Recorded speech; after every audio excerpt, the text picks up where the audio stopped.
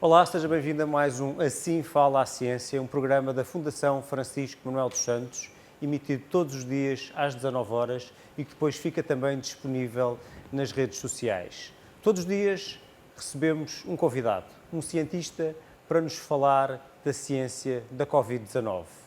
Hoje o nosso programa é diferente, porque nós estamos no IBET, o Instituto de Biologia Experimental e Tecnológica. O IBET, tal como muitas outras instituições científicas, não parou.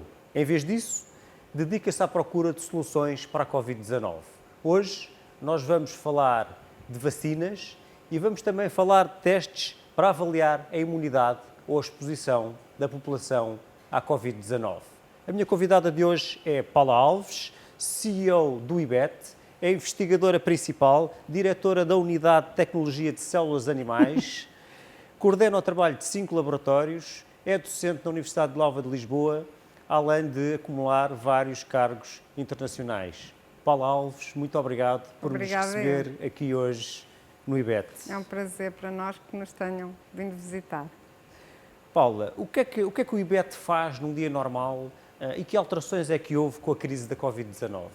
Bem, num dia normal o IBET e as suas equipas dedicam-se à investigação e desenvolvimento numa interface com a indústria e a clínica. Portanto, o IBET faz investigação de caráter mais aplicado, tem investigação própria e também fornece serviços de investigação, normalmente à indústria farmacêutica e à indústria agroalimentar. Portanto, o nosso dia-a-dia é feito de projetos. Normalmente as áreas em que trabalhamos são áreas que têm a ver com o desenvolvimento de novas terapias, onde se incluem as vacinas, terapias celulares, terapias génicas. Portanto, essa é o grande core da atividade do IBET, para além de vários serviços de investigação que faz para a indústria farmacêutica, que tem aqui residentes alguns laboratórios satélite. Há neste momento cerca de 100 candidatos a vacinas para a Covid-19. Uma mão cheia deles já entrarem em ensaios clínicos. Isso é motivo para estarmos otimistas? Eu acho que otimista é a natureza de um investigador. Nós estamos sempre otimistas e daí levantamos hipóteses para resolver problemas que nos aparecem e desenhamos os métodos experimentais com o conhecimento que temos, com o que estudamos na literatura, para levantar novas hipóteses e validá-las. Portanto, otimistas nós estamos, porque nós acreditamos sempre que vamos descobrir qualquer coisa, ou uma cura, ou uma vacina, que nos vai ajudar a superar este Covid. Eu não lhe respondi na sua resposta anterior o que é que mudou no IBET. No IBET nunca parámos e claro que mudámos, foi o foco de muitos dos projetos que estávamos a fazer. Começámos em atividade muito residual para nos dedicarmos mais ao Covid desde março. Pronto, é isso que mudou. Otimistas estamos porque é essa a nossa natureza, é acreditar que vamos conseguir descobrir qualquer coisa que nos vai ajudar a superar isto que está a acontecer. Uma vacina, um terapeuta, pronto, há várias linhas em que nós podemos trabalhar para tentar ultrapassar isto, não é? Há a parte das vacinas, há a parte dos terapêuticos, não é? Que é para tratamento, e também toda a linha de diagnóstico. E as três juntas é que vão conseguir, na minha opinião, e mantenho-me otimista, que nós vamos ultrapassar isto e conseguir ter uma nova normalidade. E realmente, voltando à pergunta anterior, o IBET passou a dedicar-se em exclusivo à Covid-19 ou continua a manter outros projetos noutras áreas? Não, portanto, o IBET tem que manter outros projetos noutras áreas, porque o resto dos vírus e das doenças não acabam com o Covid, não é? Foi um shift e esses outros projetos foram reduzidos a uma atividade mínima para que se garantam, e são projetos muito longos e não podemos comprometer também esses projetos, mas parte do esforço das equipas foi canalizado para o Covid. Muito bem, e falemos agora então dos ensaios clínicos. Menos de 10% dos tratamentos que entram em ensaios clínicos acabam por ser aprovados. Isso significa que a maior parte das vacinas que estão agora a entrar em ensaios clínicos provavelmente não vão ter sucesso? Bem, a resposta a isso é difícil. Na minha opinião, quanto mais candidatos tivermos, mais probabilidades temos de ter uma vacina de sucesso. E, além disso, nós não estamos a pensar que vamos ter uma vacina, porque há várias populações que têm podem uma vacina ser eficiente e eficaz para elas e outras não. Portanto, temos pessoas que são imunocomprometidas, pessoas de outras faixas etárias, em que uma vacina que consegue ter bons resultados em pessoas mais jovens pode não ter os mesmos em pessoas mais velhas. Portanto, eu penso que dessas vacinas todas que estão em clinical trials neste momento e mesmo as que estão a ser desenvolvidas, que são ainda mais, não é? Algumas irão chegar a bom resultado e irão ser utilizadas. Mas, quer dizer, eu penso que nunca poderão ser muito mais do que 6 ou 7 vacinas e era ótimo se essas funcionassem. Agora, nós quando estamos a fazer esse esforço de desenvolvimento na vacina, temos que pensar que ao mesmo tempo e em paralelo temos que estar a descobrir a vacina, temos que estar já em ensaios clínicos de fase 1 a pensar que se funcionar vamos ter que ter material para entrar em fase 2, portanto que envolve já muito mais pessoas e portanto temos que ter muito mais quantidade e isso em paralelo temos que estar a desenvolver aquilo que o IBET faz, que é o desenvolvimento de escala para produzir em grandes quantidades esse material que depois irá ser usado nas fases seguintes dos ensaios clínicos. Portanto, isto tudo tem que correr em paralelo. E isso é uma situação especial deste caso. Normalmente espera-se que uma fase seja ultrapassada para passar à seguinte. Neste momento estamos a passar às fases seguintes sem que a anterior esteja completamente concluída. Estamos a tentar fazer isto tudo num passo muito mais acelerado, sim. O objetivo de uma vacina é sempre dar ao hospedeiro uma amostra do vírus para que ele aprenda a reconhecê-lo da primeira vez que o encontrar. E há várias tecnologias, há vacinas feitas de vírus inteiros, com partes de vírus, ou até umas que agora são consideradas muito promissoras com material genético do próprio vírus. Há alguma que lhe pareça assim mais promissora? É assim, os vírus, nós dizemos, os vírus são muito diferentes uns dos outros, há muitas famílias de vírus diferentes. E uma vacina, e mesmo dentro da própria família, nós conseguimos rapidamente perceber e desenvolver, se calhar, uma vacina, e temos vacinas no mercado rapidamente, entre aspas, porque demoraram bastante tempo até chegarem ao mercado. Como a vacina, por exemplo, da febre amarela ou o dengue, que são vacinas da mesma família de uma hepatite C. E nós da hepatite C não conseguimos ter uma vacina. Portanto, isto de dizermos que conhecendo o vírus podemos chegar à vacina não é straightforward, não é uma coisa muito direta, porque depende muito do vírus.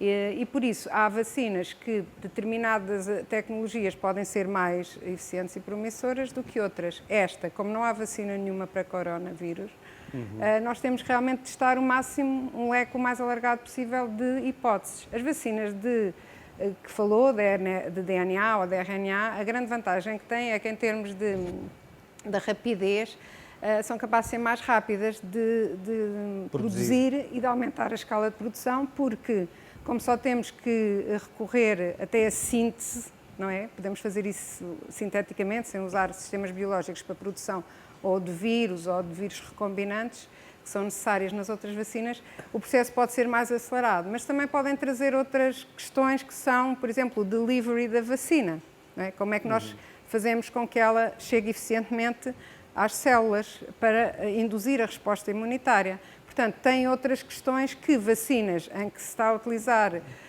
por exemplo, uma VLP, uma virus-like particle, uma vacina recombinante que tenta mimetizar o vírus sem material genético, não temos tantos problemas de como induzir a resposta, porque o sistema imunitário vê a partícula e para o sistema imunitário aquilo é o vírus e faz a resposta. Portanto, elas têm prós e contras e dependendo da família de vírus que estamos a falar, uma pode ser mais eficiente que outra. E a investigação em vacinas para outros coronavírus, como os causadores da MERS e da SARS, essa investigação pode agora dar-nos um avanço? Eu acho que ganhamos conhecimento com a investigação que foi feita para essas duas vacinas candidatas. Uma coisa é certa, essas duas doenças acabaram por não causar uma pandemia e foram muito localizadas e, no fundo, a partir do momento em que é controlada a epidemia, de alguma maneira, move-se o interesse. Portanto, as empresas que investiram imenso e os investigadores no desenvolvimento dessas vacinas, assim que o problema, entre aspas, está resolvido ou muito focado, passam os interesses para outro tipo de vacinas.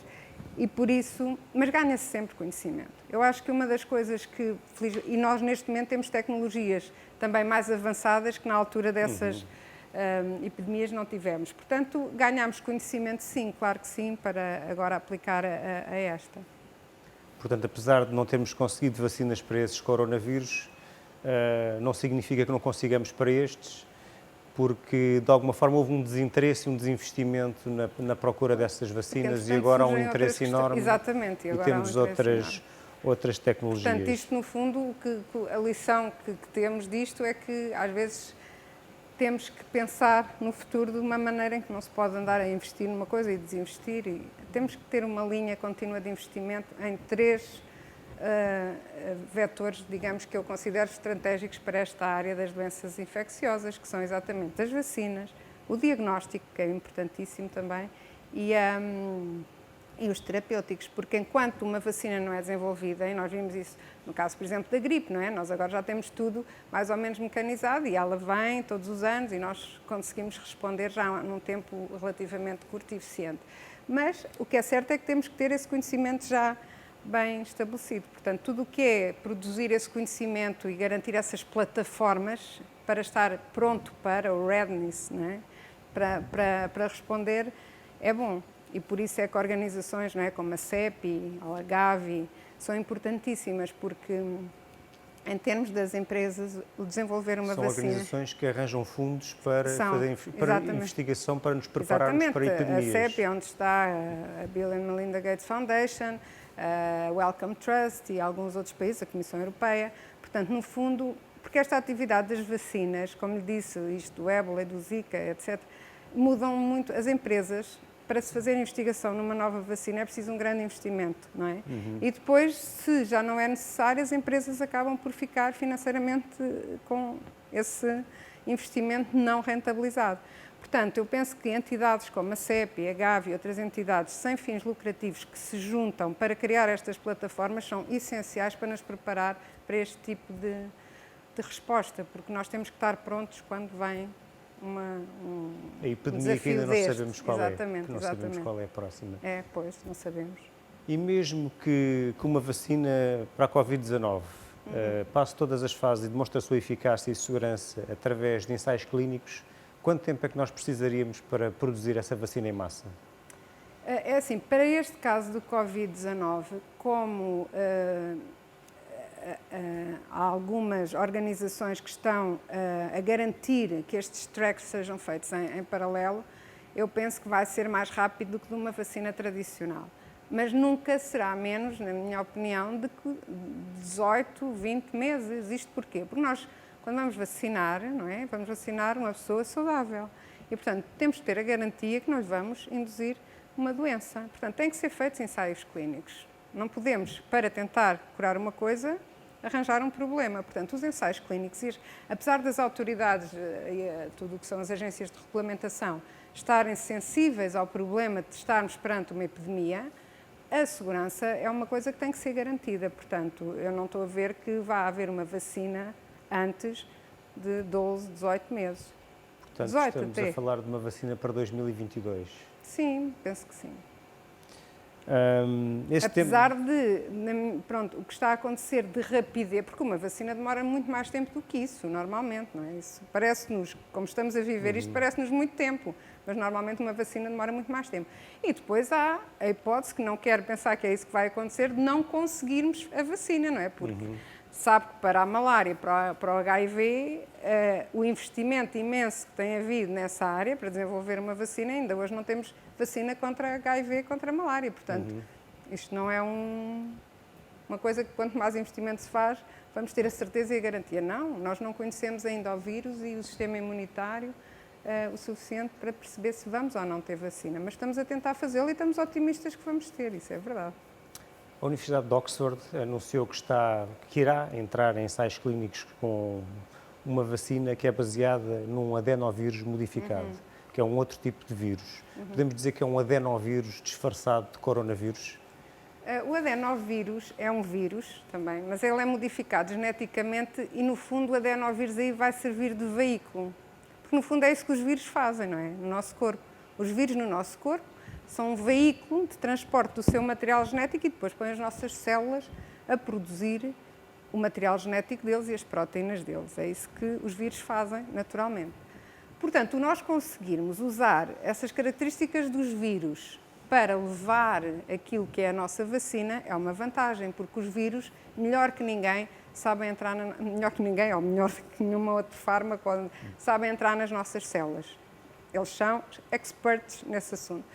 Os vírus adenovírus recombinantes são muito usados em terapia génica e já mostraram em vários ensaios clínicos com terapia génica que são muito eficientes a fazer isso.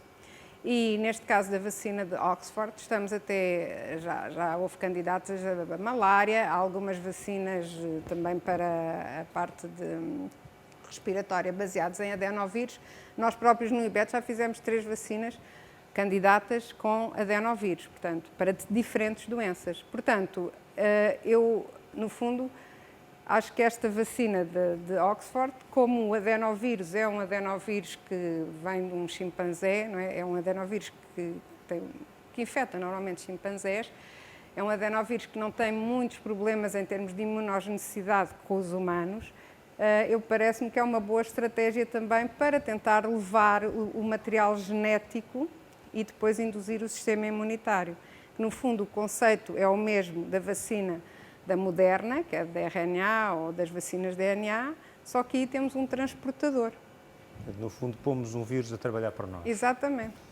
Mas como na terapia génica. Mas a Universidade de Oxford acredita que poderá começar a produzir, está muito otimista, e acredita que poderá começar a produzir essa vacina já em setembro de 2020. O que é que acha desse calendário? É assim, eu não tenho conhecimento dos resultados que eles já estão a ter com os ensaios que estão a fazer. Parece-me que, em termos do que é a autorização da vacina, nessa altura parece-me cedo, mas eles lá saberão. Eu acho que é muito otimista. Porque as vacinas têm que passar pela EMA, portanto há toda uma fase de ensaios de segurança que tem que ser feita. Setembro. Agora, eles dizerem que vão fazer a produção, isso eles podem fazer, não é? Podem estar já em paralelo, enquanto estão a decorrer os ensaios clínicos, a arranjar maneiras, que são críticas, de produzir em grande quantidade, porque nós, quando tivermos a vacina, depois temos que ter para 7 bilhões de pessoas, não é?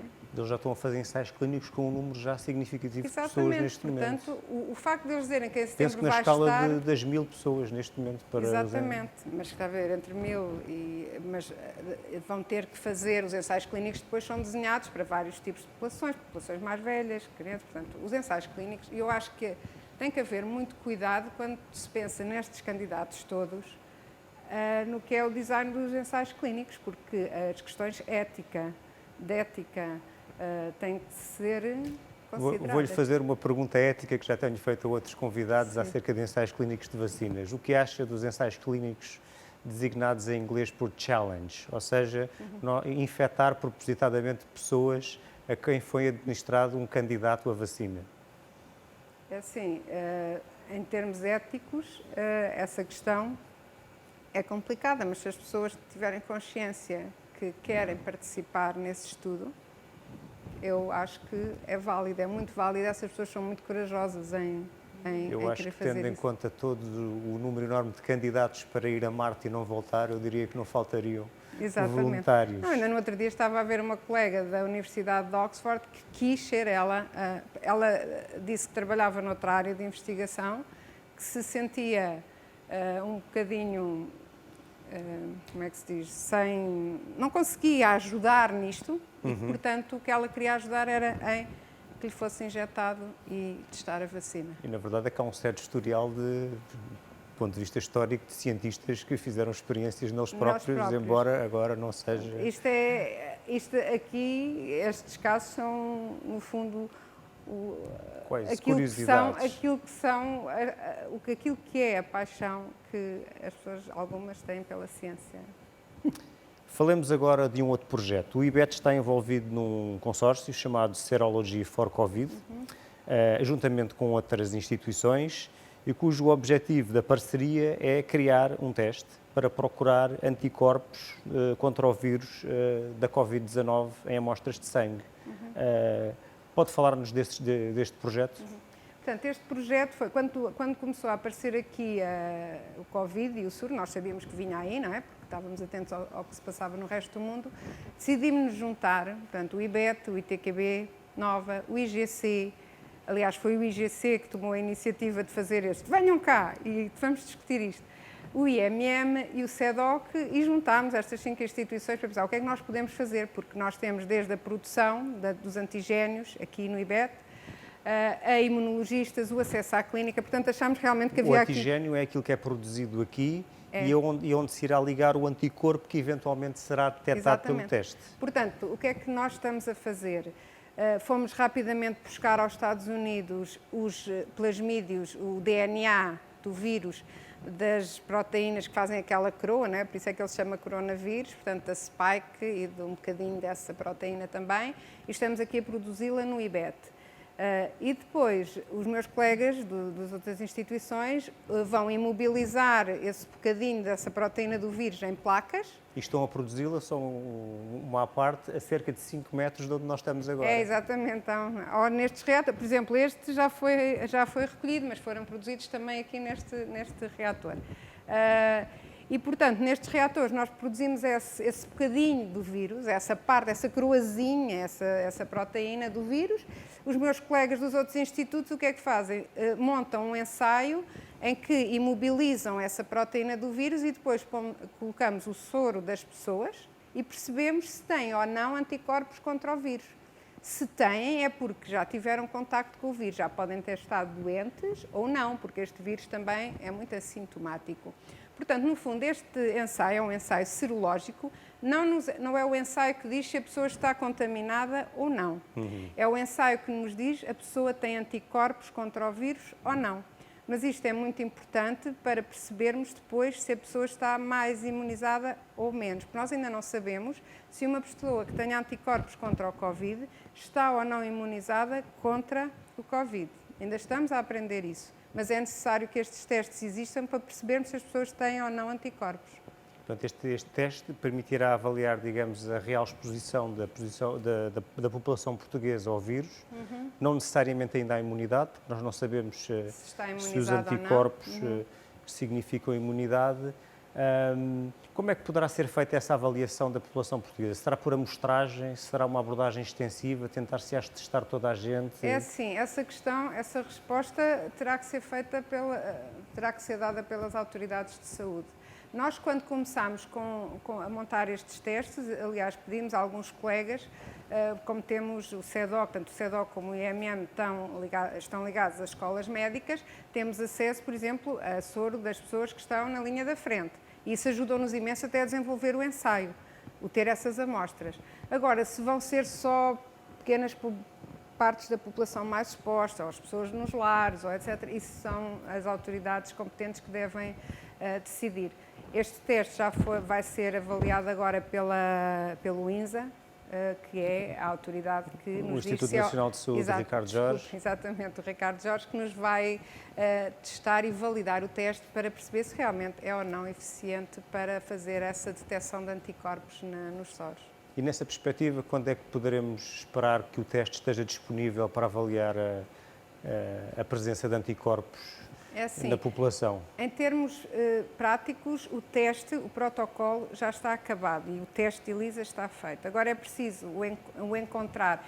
Este teste foi desenvolvido e foi financiado com sponsors que nós tivemos, a Fundação Francisco Manuel dos Santos, a Câmara de Oeiras, foram quem acreditou em nós e disseram avancem.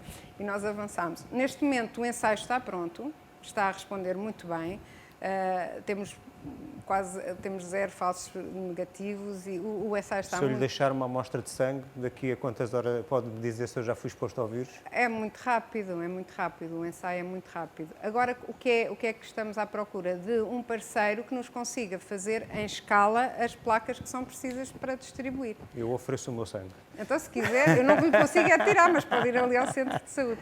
Portanto, agora é isso que falta, o scale-up, é a massificação das placas, porque os reagentes já aqui estão todos preparados, já conseguimos ter reagentes que dão para milhões de ensaios, Felizmente, milhões.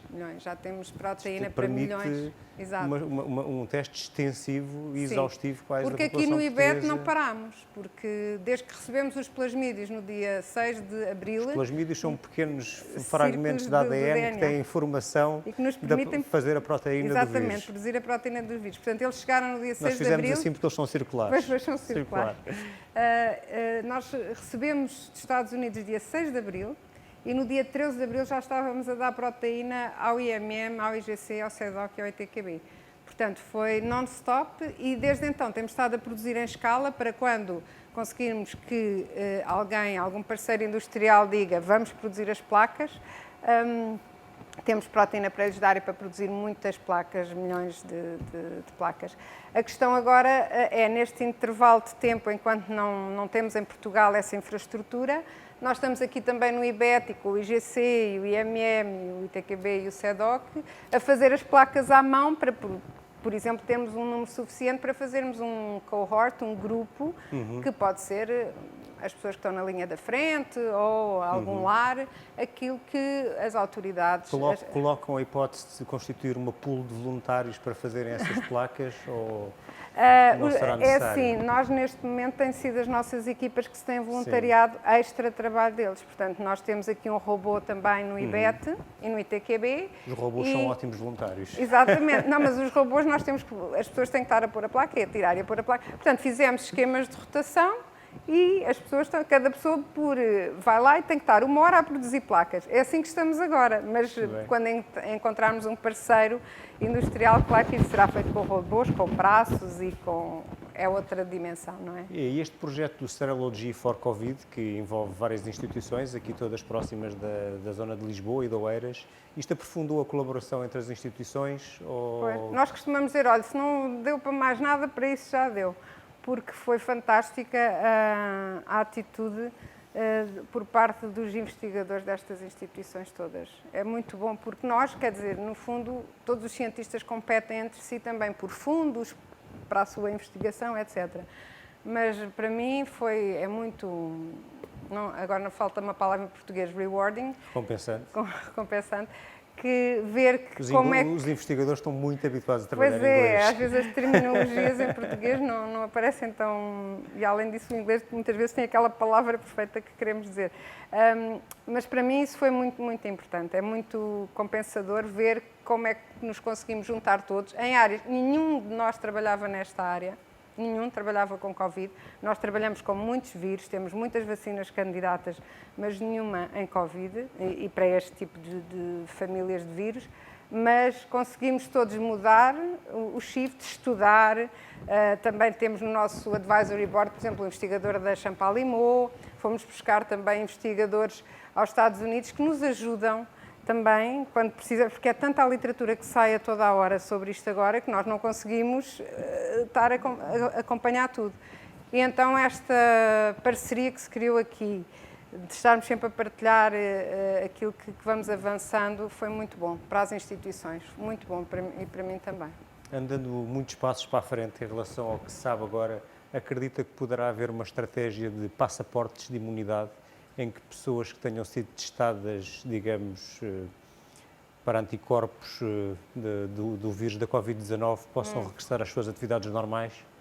Esse passaporte de imunidade eu acho que é um bocadinho perigoso falarmos disso, porque um passaporte, para já nós ainda não sabemos se uma pessoa que tem anticorpos está imunizada contra o vírus. E um passaporte parece um livre trânsito e nós temos que perceber se uma pessoa que tem anticorpos pode ou não ainda ser outra vez infectada e ter a doença. Portanto, isto é uma questão. Mas eu, por exemplo, tenho um livre trânsito para a varicela. Eu já tive varicela. Pronto. Tenho mas é isso que nós não sabemos. É que há doenças que nos dão imunidade para o resto da vida.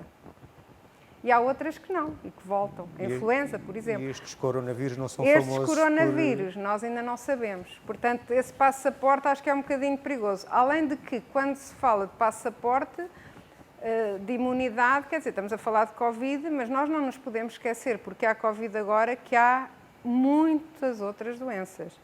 E passaporte acho que é um termo um bocadinho... Passaporte de imunidade é um termo um bocadinho perigoso. Muito bem. Do que não sabemos sobre este coronavírus, sobre este novo coronavírus, o que é que mais a preocupa? É exatamente o que nós sabemos. É isso, é o poder reinfetar.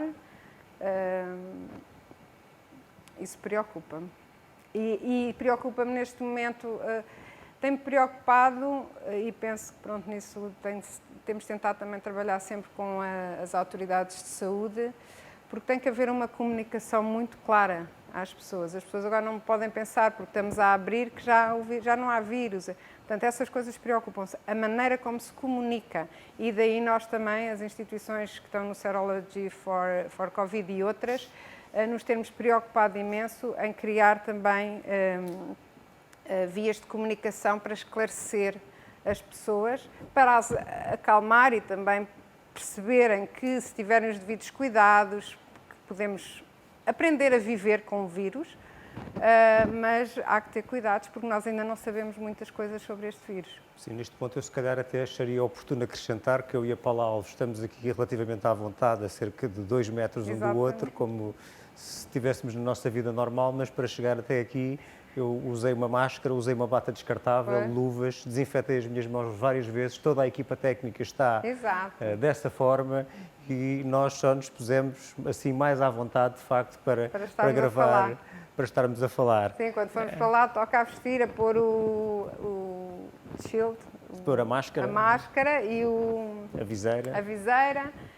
E as pessoas têm que perceber que até percebermos melhor como é que o vírus funciona, nós vamos precisar de nos proteger. Porque isto é um local de trabalho, temos que ter medidas de segurança. Exato.